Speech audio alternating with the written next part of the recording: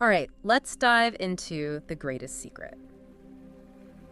You know, this book by Rhonda Byrne really caught my eye. It kind of builds on her earlier book, The Secret. You know, the one about the law of attraction? Right. Where, like, if you focus on positive thoughts, you can bring positive things into your life. This one goes, like, even deeper, though, exploring who you really are. Yeah. And how that, impacts our experiences, Uh, both the good and the bad, the happiness and the suffering. It's a fascinating dive into some pretty profound spiritual concepts. It really is. Like, right off the bat, Byrne throws out this idea Yeah. of mistaken identity. Yeah. She argues that we create so much of our own suffering Right. by mistakenly believing that we are our physical bodies, Yes. our thoughts, Yeah. our personalities. Yeah. What do you think about that? Well, I mean, it's an idea that has roots in many spiritual traditions. Yeah, for sure. I mean, think about how often you get caught up in the story Oh, yeah. that your mind is creating. You know, I'm not good enough. Right. I'm stuck in this job. Yeah. I'll never find love. Yeah. We tend to, identify so strongly with these thoughts and limitations Yeah. that we forget there might be something more to us. It's almost like we get lost in the movie Yeah. that's playing in our minds Exactly. and forget that we're actually the screen. Yeah, The awareness that's experiencing it all. exactly. That's a core message in The Greatest Secret. Right. Byrne uses that movie screen analogy Right. to help us grasp this concept of awareness. Yeah. She's suggesting that you're not those fleeting thoughts Right. and emotions, you're the unchanging presence behind them. That makes a lot of sense. But if we're not our thoughts, what about that voice in our heads that's constantly like chattering away? Yeah. What is the role of the mind if we're trying to connect Right. with this deeper awareness? Well, Byrne acknowledges that the mind is a powerful tool. Okay. It's how we create, problem solve, Right. and interact with the world. But she also points out Yeah, that it can be a bit of a troublemaker, for sure. especially when it gets caught in negative loops Yeah. of doubt and worry. We've all been there. Right? That Yeah. inner critic Yeah. can be relentless. So true. So the key then, according to Byrne, is to become more aware Right. of our thoughts without getting completely swept away by them. Yes, exactly. It's like noticing the clouds passing in the sky. Yeah. You see them, but you don't have to get caught up Right. in every single one. Exactly. So it's about learning to observe our thoughts Yeah. without believing everything they tell us. Precisely. And this is where that distinction between Okay. the mind and awareness becomes so crucial. Right. The Greatest Secret highlights the importance Okay. of recognizing that you have a choice. Uh-huh. You can get caught in the drama Oh, yeah. created by the mind, Totally. or you can step back and observe it from a place of awareness. Okay, so how does this actually play out in our lives? Right. I mean, we all experience negative thoughts Yeah. and emotions. Uh, Is Byrne suggesting we should just ignore them? Not necessarily. Okay. In fact, she dedicates a significant portion of the book Sure. to the importance of acknowledging Okay. and processing our feelings, Right. particularly the negative ones. That's interesting. So many, self-help books encourage us to just focus on positive thinking Right. and kind of push aside the negative stuff. Byrne takes a different approach. She does. She believes that trying to suppress negative feelings Okay. actually gives them more power. Wow. It's like stuffing them in a closet and hoping they'll just disappear. So what does she suggest we do instead? Yeah. How do we actually deal with those difficult emotions? She introduces a concept she calls welcoming. Okay. It's about acknowledging the negative feeling without judgment Okay. or resistance. Well, welcoming. So inviting sadness in for tea. In a way, yeah, that might sound counterintuitive. Yeah. But the idea is that when you stop fighting the feeling, Mm-hmm. it loses its grip on you. Okay. It's like saying, hey, sadness, I see you. It's okay for you to be here. That's a pretty radical concept. Yeah. Most of us have been conditioned to avoid negative emotions at all costs. And that avoidance Yeah. can actually create more suffering in the long run. Oh, wow. Byrne argues that when we welcome our feelings, Right. even the unpleasant ones, Okay. we create space for healing Okay. and transformation. So it's about acknowledging the full spectrum Yeah. of human experience Yeah. rather than trying to force ourselves Yeah. to be happy all the time. Exactly. And this ties back to the idea of mistaken identity. Right. When we identify with our feelings, Yeah. we get caught in the story they create. Right. But when we recognize that we are not our feelings, we gain a sense of detachment Okay. and freedom. This is where things start to get really mind-bending, though, right?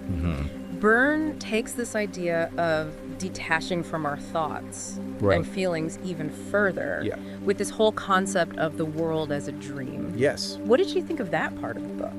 It's certainly one of the most provocative ideas Yeah. that Byrne presents. Right. She uses the analogy of a VR headset. Right. It feels totally real Yeah. while you're immersed in it, Uh-huh. but ultimately it's not the ultimate reality. Wow, that's a huge one to unpack. If the world is a dream, does that mean it doesn't matter? That's a great question. Yeah, And one we'll definitely explore further for sure. as we continue our deep dive. Right. It raises some profound implications Yeah. about how we interact with the world Right. and what it means to live as awareness. Okay. So, All right, listeners, buckle up. This is just the beginning of our exploration of the greatest secret. We've got a lot more to uncover, so stay tuned for part 2.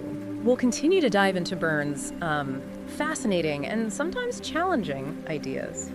they are. Welcome back to our deep dive into the greatest secret. I don't know about you, but I'm still processing that whole world as a dream idea from last time. Yeah, it definitely takes some time to wrap your head around. Right. But before we go too far down that rabbit hole, Okay. let's bring it back to something a little more practical. Okay. You know, Byrne offers some really specific techniques for how to live as awareness. Right. And one that really stood out to me is called the awareness practice. I remember underlining that one. Oh, yeah. It seems pretty simple on the surface. Yeah. You know, you just ask yourself the question, am I aware? Right. But what's the real power behind that? It's all about shifting your attention. Okay. You know, just by asking that question, Uh-huh. you instantly become aware of your own awareness. Okay. You're no longer lost in the content of your thoughts. Right. You're tuning into the observer, Okay. that silent presence that's always there. So instead of getting caught up in thinking I'm late for this meeting or I shouldn't have eaten that extra cookie, you're simply acknowledging the awareness that's experiencing those thoughts. Yes. It's like stepping back from the stage Okay. and becoming aware of the audience. Right. The one who's watching the play unfold. That makes me think of mindfulness and meditation practices. Yeah, Are those connected to what Byrne is talking about? absolutely. Okay. While Byrne doesn't go deep into specific meditation techniques, Right. the awareness practice has a lot in common with those traditions. Okay.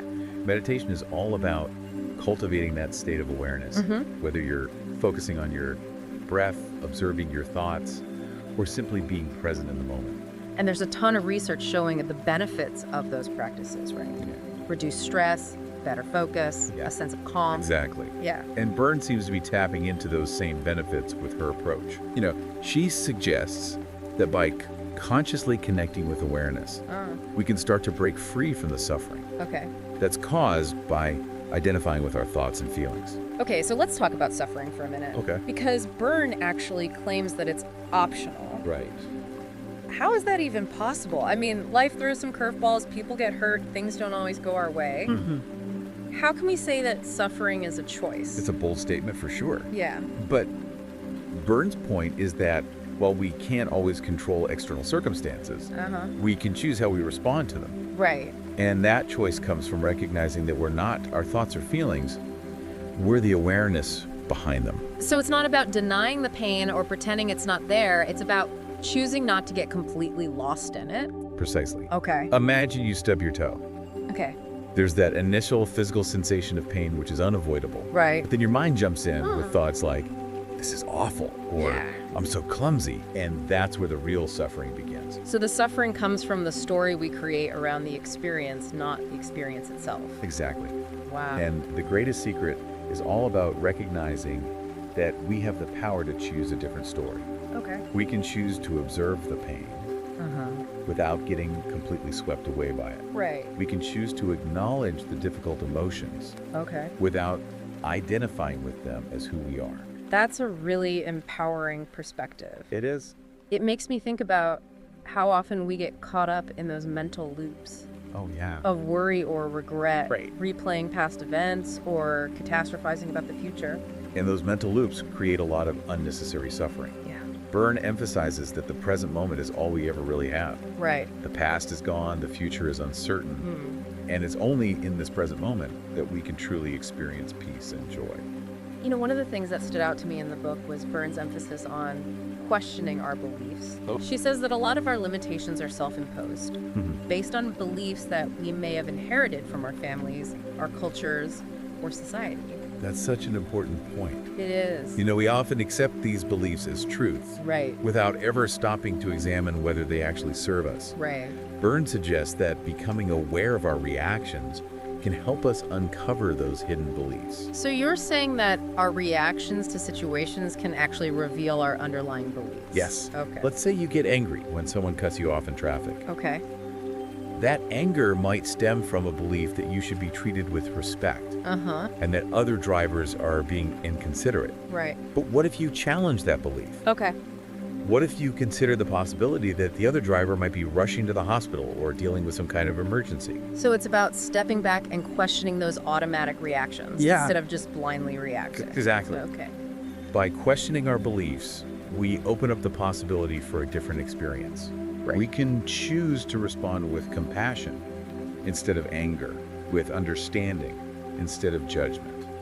Byrne also talks about the power of our beliefs to shape our reality. Yes. She suggests that if we can shift our beliefs to ones that are more aligned with love, peace, and joy, we can actually create a better world. That's the essence of the law of attraction, Okay. which Byrne explored in depth Yeah. in The Secret. Right. You know, the greatest secret takes it a step further Okay. by suggesting that even the world itself is a reflection of our collective consciousness. Wow, that's a powerful concept. It is. It suggests that we're not just passive observers, we're active participants in creating our reality. And that's both empowering and a bit daunting, right? Yeah. It implies that we have a responsibility not only for our own well-being, but for the well-being of the world around us. Okay, so we've been talking a lot about the mind, Right.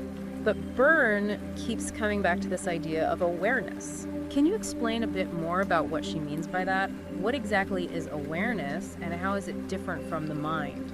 Awareness is that silent presence that's always there, Okay. observing our thoughts, feelings, and sensations. Uh-huh. It's the I that's aware of me. Okay. It's the screen upon which the movie of our lives is projected. Right. Unlike the mind, which is constantly slitting from one thought to the next, Yeah. awareness is unchanging and ever present. So it's like the background hum of our existence, the silent witness to all the mental chatter. Exactly. Oh. And Byrne suggests that by connecting with this awareness, we can tap into a deep well of peace, joy, and freedom Right. that's always available to us. Okay, I think we're starting to get a clearer picture of what Byrne means by living as awareness, Yeah. but it still feels a bit abstract. Right. Can you give us some concrete examples of how this might play out in everyday life? Sure. Imagine you're stuck in traffic Okay. and starting to feel that familiar rush of frustration. Instead of getting lost in thoughts like, I'm going to be late, or this is ridiculous, Yeah. you can pause Okay. and ask yourself, am I aware? Right. That simple act of acknowledging your awareness Uh-huh. can create a sense of space between you and the stressful situation. Okay. You're still in traffic, Right. but you're no longer completely consumed by it. So it's like hitting the pause button on the mental drama. Exactly. Okay. And that pause allows you to choose a different response. Right. Maybe you take a deep breath, Okay. put on some calming music, Yeah. or simply accept the situation as it is. I'm starting to see how this could be a really powerful tool Yeah, for navigating those inevitable challenges that life throws our way. it is. And Byrne suggests that with practice, Okay. this way of being can become more and more natural. Uh-huh. Instead of reacting from a place of fear, anger, or insecurity, Right. we can respond from a place of awareness, peace, and clarity. All right, listeners, we've covered a lot of ground in this part of our deep dive, but there's still much more to explore. Yeah. In part 3, we'll delve deeper into Byrne's ideas about everlasting happiness and the role of belief in shaping our reality. Stay tuned. Welcome back to the final part of our deep dive into The Greatest Secret. We've been exploring some pretty mind-blowing ideas. Yeah. From the concept of mistaken identity to that powerful image of the world as a dream. Right. And we've been talking about the importance of connecting with awareness. Yes. And how that can help us break free from the suffering we create by identifying with our thoughts and feelings. In this last part, I kind of want to focus on a couple of ideas that really jumped out at me. Okay. First, Burns' assertion that everlasting happiness is our birthright. Right. Not something we have to earn or chase.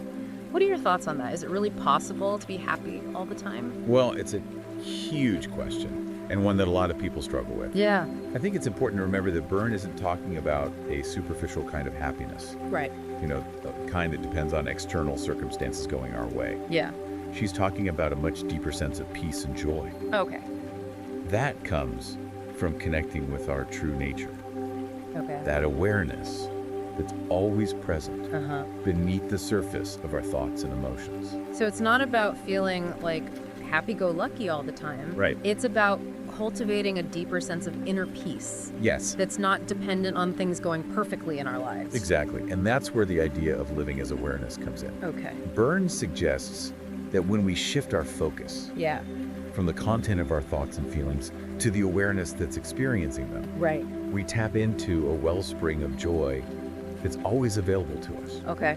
regardless of external circumstances. That makes sense. But it also sounds like a pretty radical shift in perspective. It is. I think most of us are so used to seeking happiness in external things. Right. Achievements, possessions, relationships. It can be so hard to grasp that idea Yeah. that true happiness might actually be found within. It's definitely a journey.